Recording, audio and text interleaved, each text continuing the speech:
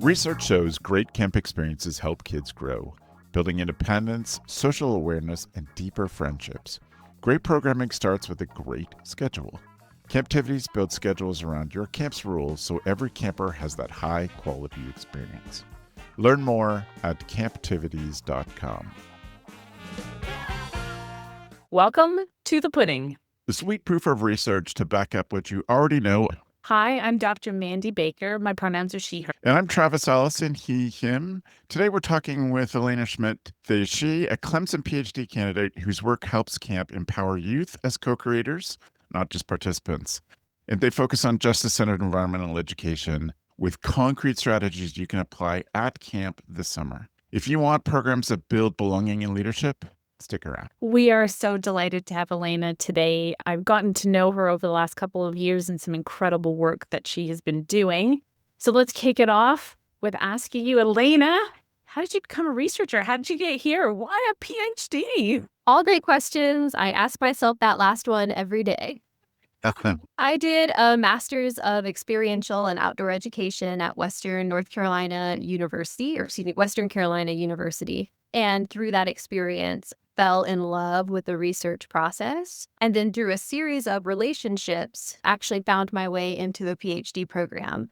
I thought when I finished my master's that I would take a break from academia, go back later after working in the workforce for another few years, but then was introduced to my now advisor, Dr. Corliss Outley, who is amazing. Our first conversation, we hit it off really well. We have such shared research interests related to youth development and social justice. And so it was clear that as soon as I was finished with my master's degree, I would be going down to Clemson University to work with her. So that's where I'm at now. That's really cool. So I understand from your master's with outdoor education, experiential education, how this is alongside of camp, but how did you specifically get involved in camp work? In camp research is a great question. So the project that I'm doing for my dissertation is a youth participatory action research project, which means it's all about putting power in the hands of youth to engage in their own inquiry. So they're asking questions. They're part of the design of the research. They help come up with the findings based on the data that we collect together. And they decided that the action component of our project was going to be putting together a camp. So that was how I got into camp research. Prior to that, I had pretty minimal exposure to camp. I went 1 year in early middle school times myself as a camper. And then from my background in environmental education, I have helped manage or worked within the context of a few day camp settings. But this was the most exposure that I've had to the camp world in a while, getting to work with these youth to actually put one together based on their own interests.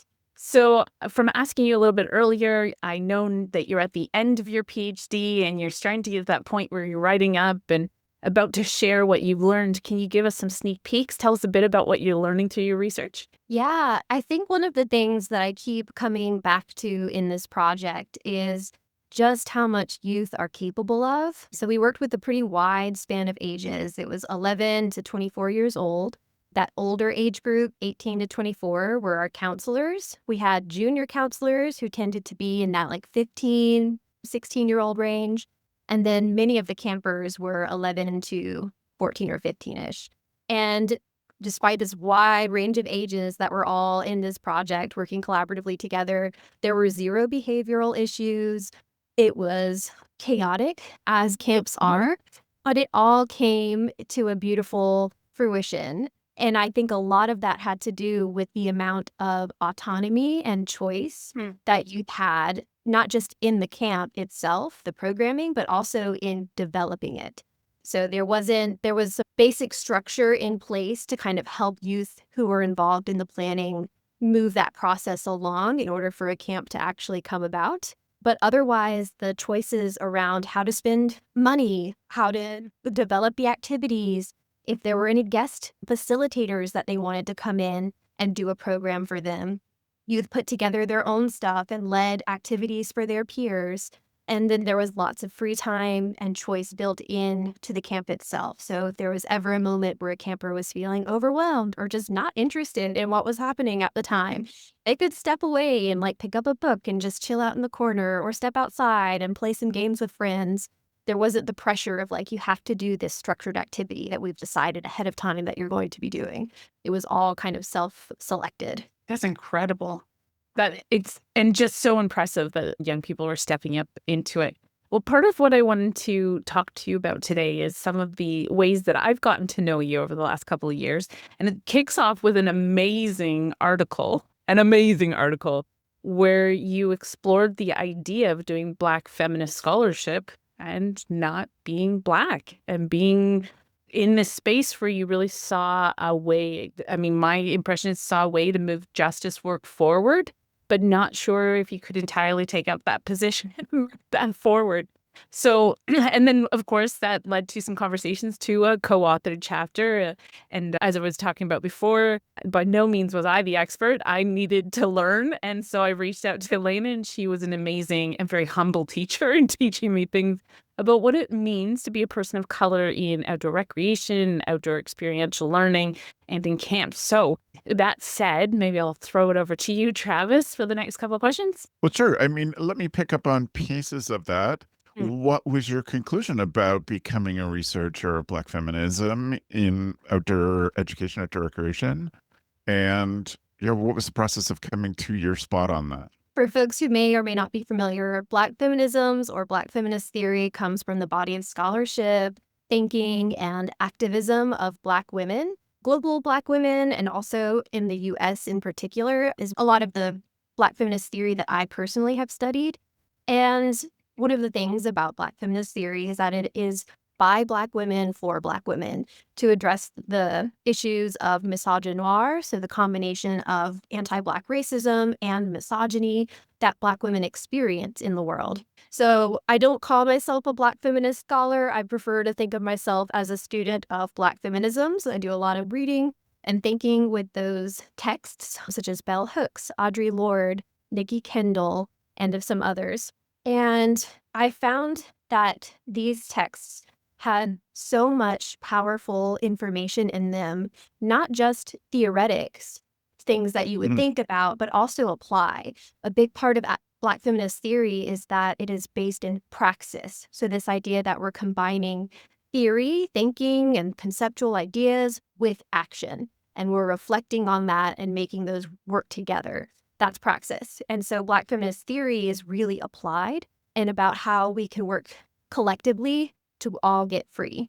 And so tell us, what have you learned in doing the research? What have you learned about the experience of people of color as campers, as employees at camps? What's been the things that are sticking out for you? Yeah, so the camp world, including camp research, has tended to be pretty dominant white. And that's including not just demographics of the populations who attend camp, who run camps, but also the culture of camp itself is very often, even though it might be obscured, so not as obvious for folks who are living and breathing in that world, there are some elements of white supremacy culture that can come through in camp, just as they come through in many other areas of life. This can lead to a sense of isolation for campers who have experienced racial marginalization. And even when they speak up about these experiences in a camp that is predominantly white or has a lot of white supremacist culture inherent in its practices, sometimes those complaints or those expressions of, hey, something isn't right here, don't get taken seriously. And so one of the things that camp professionals can do is just be open to being wrong, be open to that gift of feedback, even when it's really uncomfortable, to potentially creating harm for a young camper or even a staff member who might be racially marginalized. Yeah. So it was a bit of a surprise to me because I came at the camp research somewhat oblivious, and nobody else was talking about the notion of white supremacist culture being kind of, it's not just that it's like dominant within the camp space, but it's part of the history, it's part of the genealogy of ideas that set up camps to be camps. And so that was a surprise. I think my jaw hit the floor pretty quickly when I heard the first couple of comments, but the more I started to dig into it, the more I started to recognize even just the want to be at camp, or the assumption that all families in North America would want to send their kids to camp, that is a wrongful assumption as well. And so just to be able to explore it, I wanted to throw in another observation, and Alayna kind of prompted or inspired this in my head when I was thinking, I think people in camps have some of the best intentions and want to learn, but also don't always recognize that the responsibility of learning is on them and that they need to go seek it out and not necessarily lean on that one person of color or that handful of people of color within their employment or within their camp participants to do the educating. And so I've seen that, and I've heard young people and young employees talk about that burden of, I am the minoritized person. I'm the person who has the least social resources in this space. I have the least kind of sense of power and security in this space. And then I'm expected to educate people on things that make them uncomfortable. That's a lot of pressure. That's a big burden. And I've been in a couple situations where I've done a call-in, which was a new learning for me. I didn't realize I was doing a call-in. I was calling in all the people that kind of look and sound and operate in the world a bit like me and said, come on, guys, we need to do a lift. We need to do the readings. We need to explore this. And what I've discovered in reading, and there's so much more to read, is even sometimes it can be listening to music, watching a movie, reading poetry. You don't always have to jump into these heavy academic texts or light academic texts, although I will plug the one that Alayna and I wrote because she's amazing and really easy to read. But like there are lots of different ways to come and learn and appreciate a different way of being and doing in the world. And that it's our responsibility too, not just kind of like lean on that one person. Yeah, I am thinking not just about the violence of expecting an individual who might very well be one of the only or one of few represented in your particular context, the risk that it puts that person in by expecting them to be the one educating others. What happens if there is a particularly influential leader who's visiting that day and then they have this expectation of education and they say something, they have a call-in moment, but then that particular person who's being called in doesn't react very well. And so then that individual is at risk for repercussions of this expectation that's been placed on them, which is already an unfair position to be in. And I also think about the history of camps and how they've come through with these values of white supremacy. And the history of camps have appropriated indigeneity in many of their practices, the structures, the rituals that take place within camp contexts.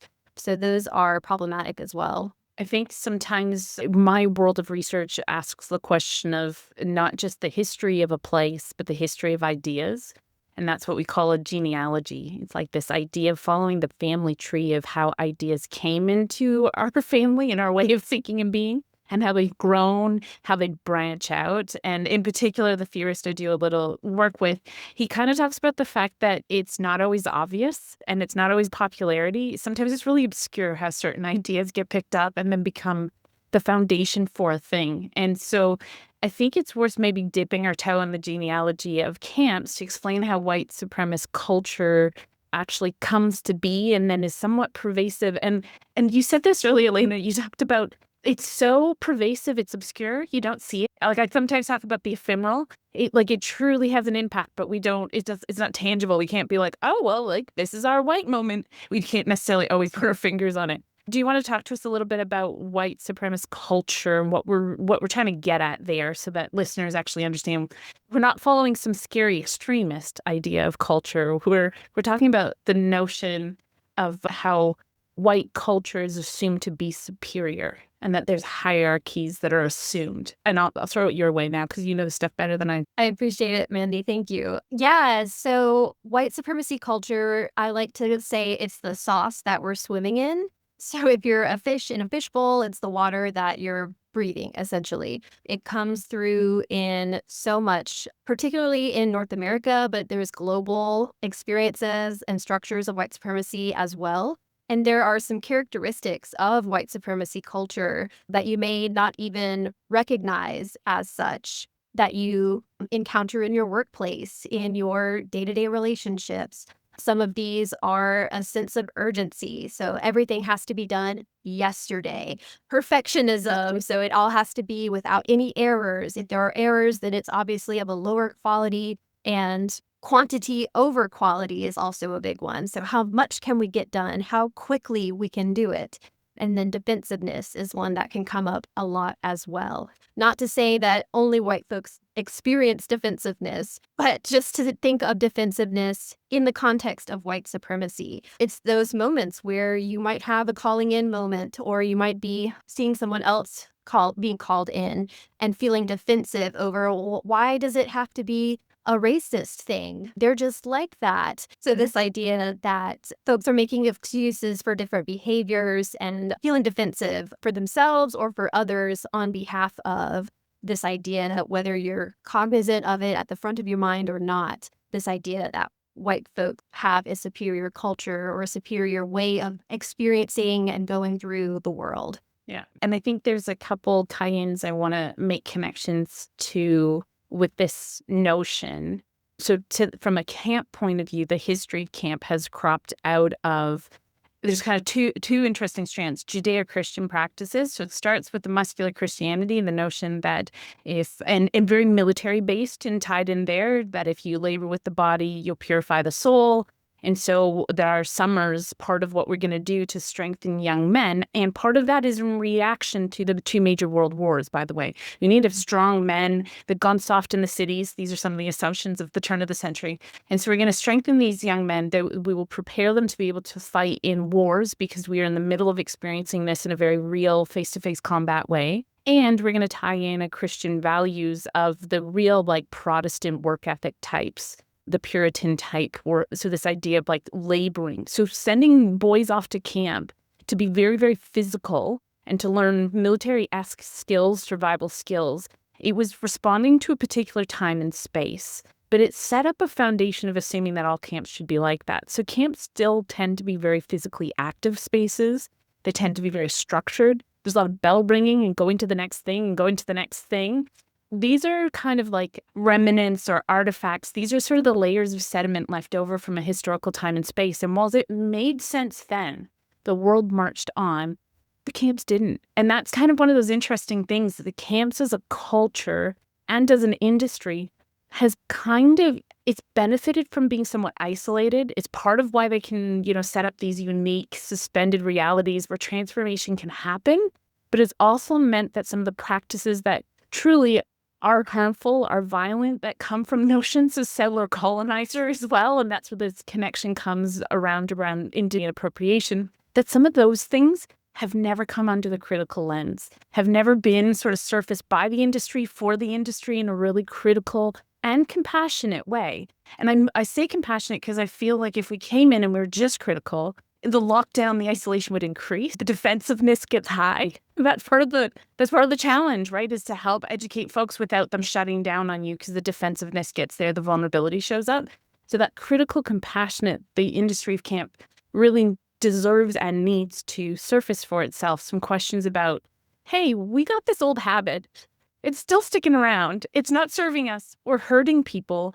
And as we make these shifts into, hopefully, camps being more inclusive, more about belonging and mattering, and really obvious places where social justice is not just an experience, but like a socializing agent, like a catalyst for souls to go out from camp, we kind of have to deal with our baggage. We got to open those bags and have a look inside and get rid of the dirty underwear. Like, we really need to think through some of that stuff. So hopefully that connects all these pieces. These are the kinds of chats Alayna and I have had many times, but like these pieces of camp and the head thinks that are historical but no longer serve us, but what we need to do to surface those and, get rid of the dirty underwear. We don't need that nonsense. It's not helping us.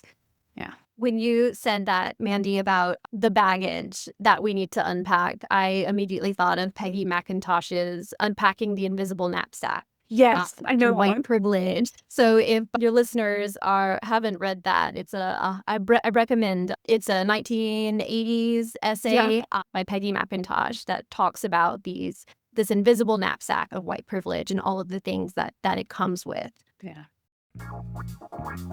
Give yourself a huge helping hand this summer with Michael Brandewine's 5 Fingers of Fantastic Staff Training. Without the need to travel and from the comfort of your home or office, you can gain control of your staff training prep through his interactive and engaging online seminar.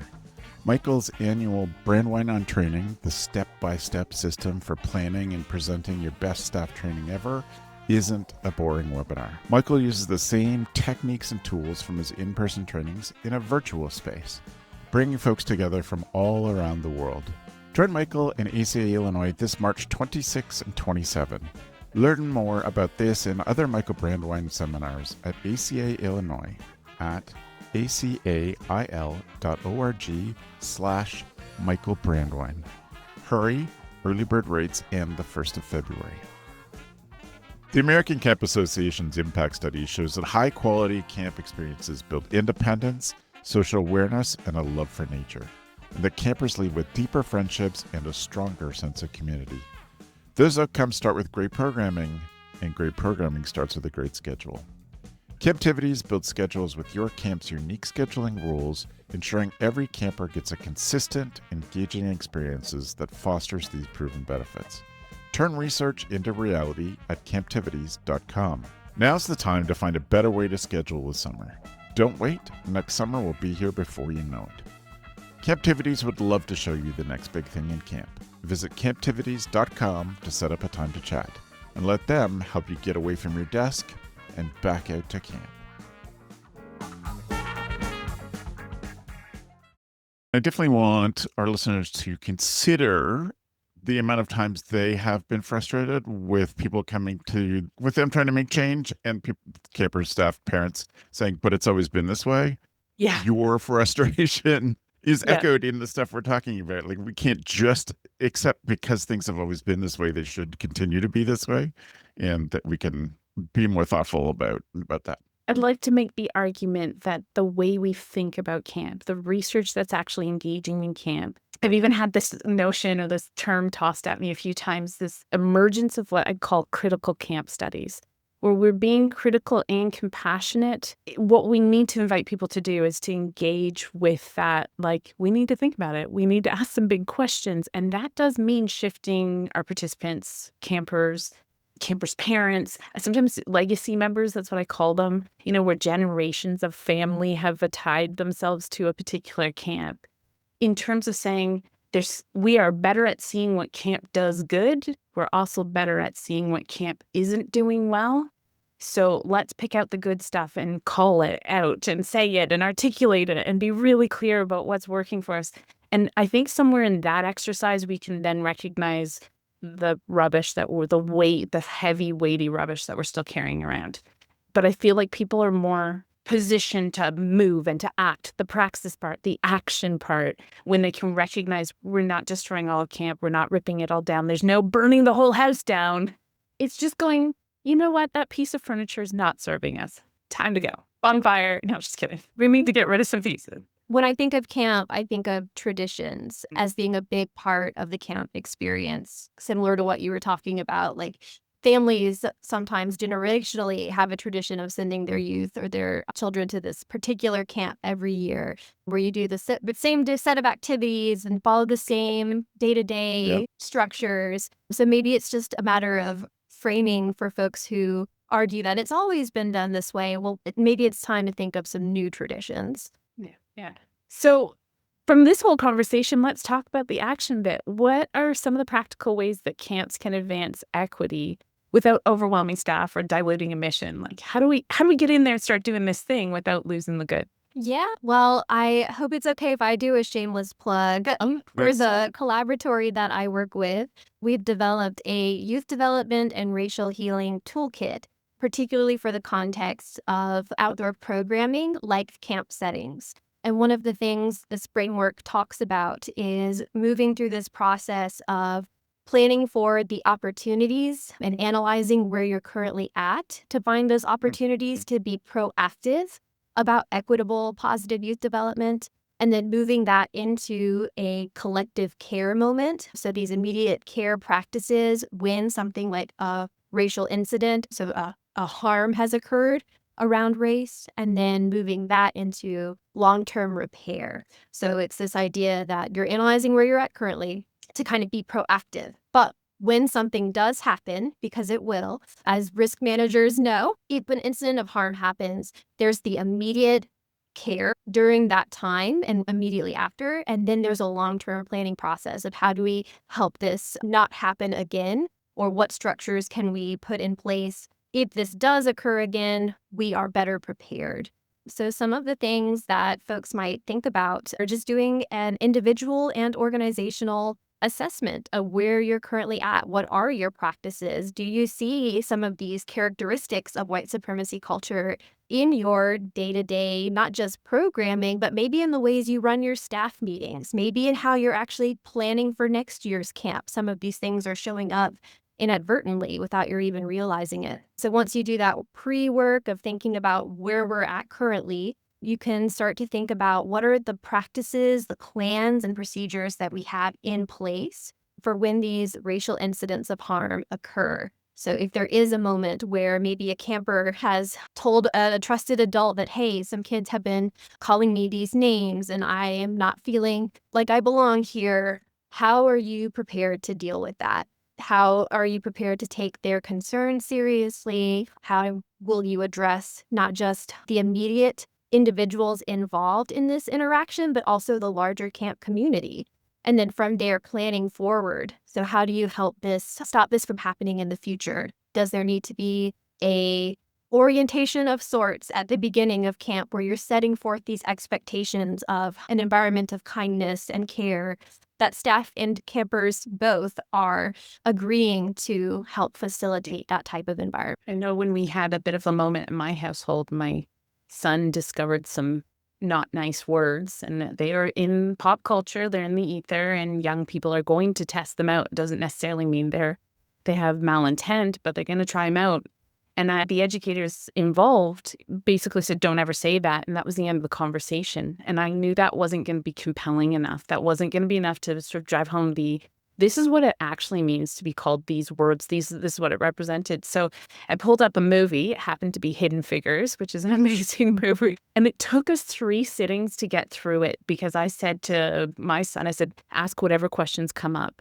And it started with, oh my goodness, why can't they use the toilets? What's going on? Why do they have to use their own toilets? And this is where some Black women working for NASA were expected to go across the campus to use a Blacks only washroom and wasn't allowed to use the washroom in the same building they were working. And I guess the reason why I'm bringing up this practical solution is sometimes these things surface with a great deal of ignorance. It's just really no knowledge and no information, and that we can actually bring that information to people's lives rather than saying, oh, you're too young to understand, or you should just not do this and that's enough, to make the experience very real. And I know I have a very empathetic son. He's incredibly sensitive, and it was really hard for him to see people being treated differently and badly.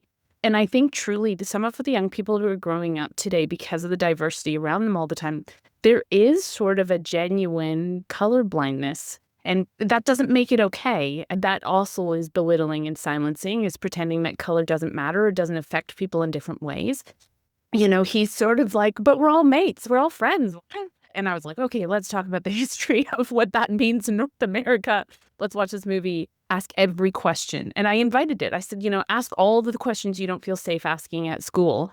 And camps are kind of one of those cool places where those questions can be asked. And I'm not opposed to a camp putting on a movie and inviting conversations and showing some real pieces of culture and history so that they understand. I think there's a lot of good in there. Yeah, I appreciate that so much, Mandi. What you're describing is like a restorative justice lens or approach to dealing with those types of racial incidents.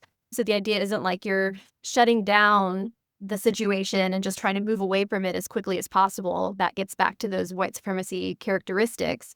But you're actually unpacking, why is this harmful? Did you know that these words had this particular history of harm? And then using this moment as an opportunity to bring a community closer together versus being punitive around mistakes and ignorance. Yeah.